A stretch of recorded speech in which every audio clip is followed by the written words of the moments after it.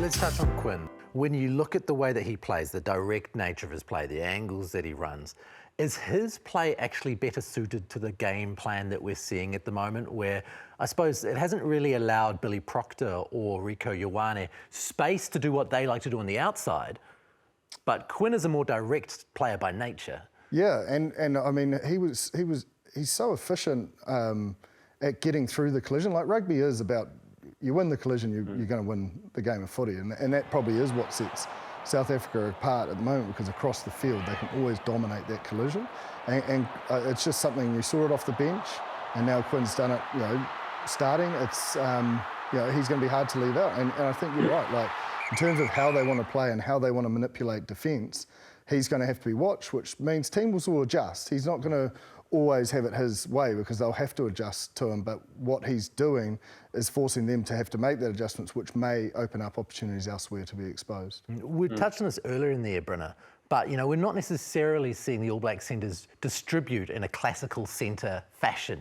This isn't Bruce Robertson, this isn't Conrad Smith. They're working a different system. So what are the expectations of a player like Quinn, do you think, in the current system, and why does he fit so well? Well, I think it's the ability to be able to get over the advantage line. Like if you look at probably a lot of teams, more so the South Africans, when you do get over that advantage line, it's able to open up, for a guy like Cam Roygaard, or opens up our edge attack, or being able to play off our pods, because that good direct ball has been able to get us on the front foot. So I don't think a lot needs to change with Quinn. And what I really did enjoy sometimes is they actually switched Jordie and Quinn.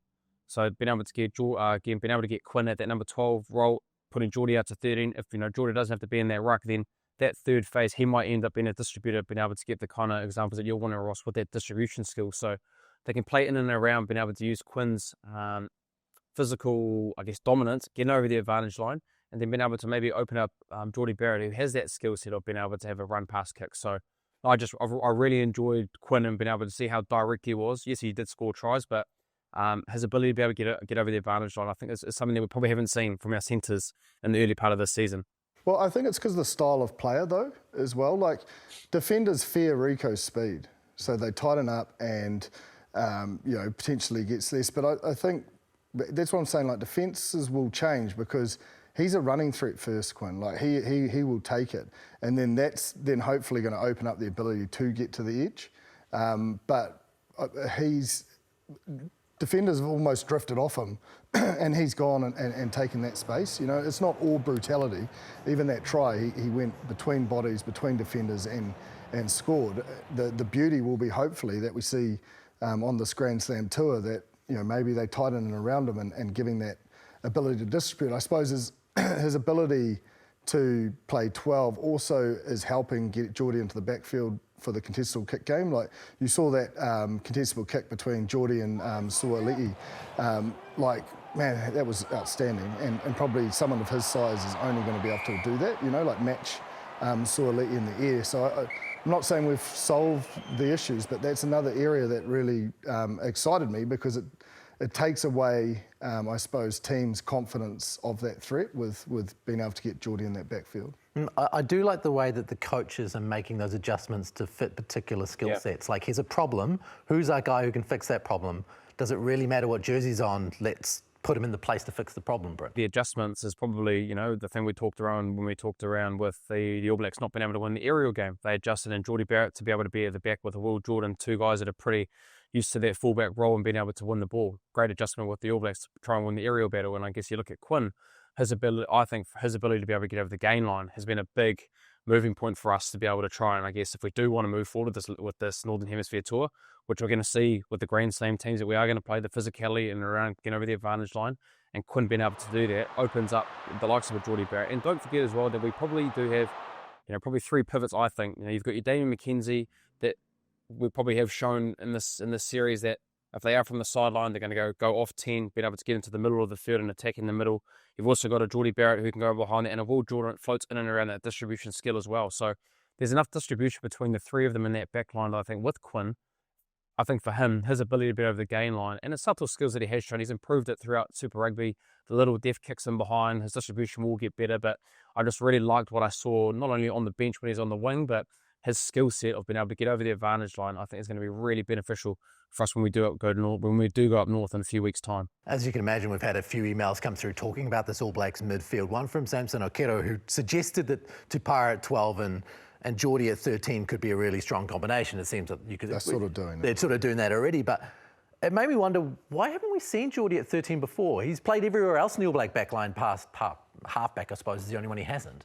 Yeah, I'm not saying he can't do it, but it is normally probably the most challenging position on the field. And normally you'll see sides want that consistency, but it's becoming less and less so. You know, like if you look at Moody in at centre, they sort of chop and change with Jesse Creel. So it's definitely a position that I think is probably the trend of rugby has been a lot more rotational than probably the centres you just named before, Conrad Smith, they're sort of fixed and they do their role and really sort of show the strengths of the people inside and outside. And then defensively, they're a key cog at shutting things down. But there's no reason why he hasn't played there. I suppose his skill set has probably just meant he dictated that 12 position sort of coming up through the age grade, and then fullback is just, he's got that Israel Folau-like body and height that sort of suits that backfield. We also had some questions that came through about Lester Fainga'anuku and I suppose the way that he went on the wing. Buntu and Tebi suggested that maybe you could have Tupaea at 12 and Fainga'anuku at the wing and shift Barrett to fullback because we're seeing him at the back so much. What do you think about that, Brynner? For me personally, that's probably not the look that I would go for. I think you just need to have the number 12 position. I think you need to have a triple threat game.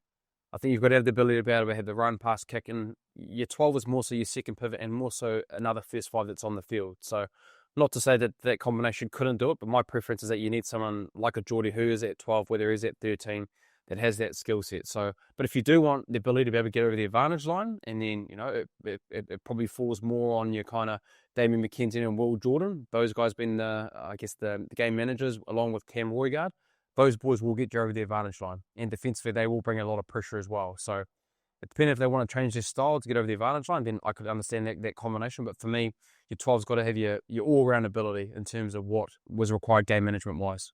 Fainga'anuku, though, they probably need to give him some time in the midfield, maybe on the Grand Slam tour, because, geez, the size of the body and the footwork combined is quite an asset. Yeah, but, you know, like sort of what Bryn's saying, that ability in that midfield to do all things, like you don't want to sort of just put him in there, because you can manufacture him in there. You know, like it is quite versatile. I think you can manufacture him in the systems.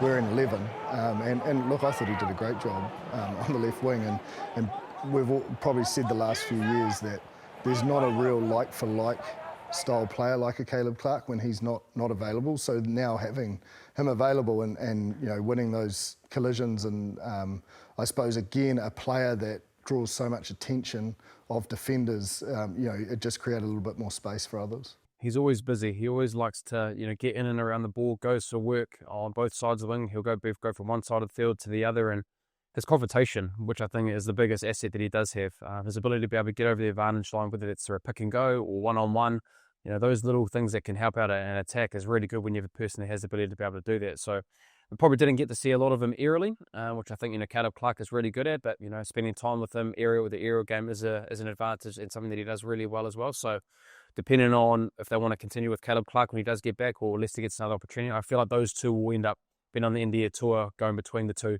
for that aerial game, which is going to happen in the Northern Hemisphere. But yeah, a great start considering he's been away for 18 months, looked busy, and you'd have to think the more time that he does get, the better he is going to be. Probably what we saw at the Crusaders and his consistency in having second, third and fourth efforts. When he played at 13 for the Crusaders, Bryn, he was actually extremely good in terms of getting that ball to the edge.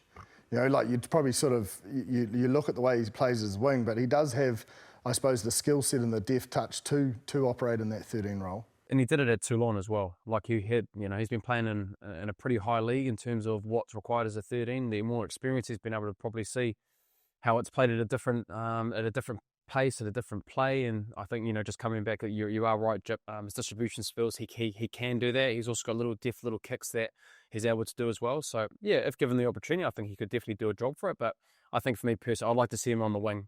His skill set, I think, is set up for the wing, and I think with the way that Quinn's there, Billy Proctor's been time there, we haven't even talked about Rieko Ioane if he might get an opportunity. So, you know, that's three